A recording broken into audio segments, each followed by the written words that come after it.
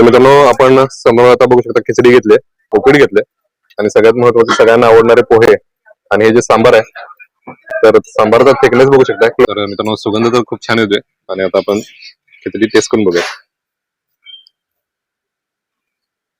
अतिशय नरम, गरमागरम आणि मिरची छान पद्धतीनं घातल्यामुळं थोडीशी तिखट देखील अशी ही खिचडी झाली आहे.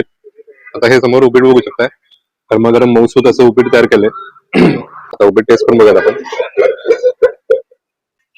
अतिशय मऊसूत आणि लहानांपासून मोठ्यांपर्यंत कुणालाही आवडेल अशा पद्धतीचं हे उपीट झालेलं आहे. तर हे घट्टसर बरेच लोक आल्यानंतर पोह्यावरती सांबार इथं घेतात आणि ते आवडीन खातात. सांबाराचा वेगळा पण टेस्ट करून बघणार आहोत.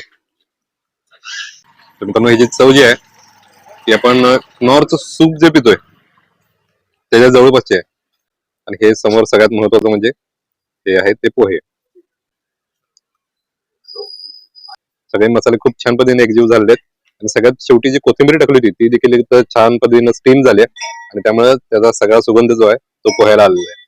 त्यामुळे असे हे गरमागरम पोहे खाण्यासाठी तुम्हाला सदामामांकडे यायला लागेल नक्की.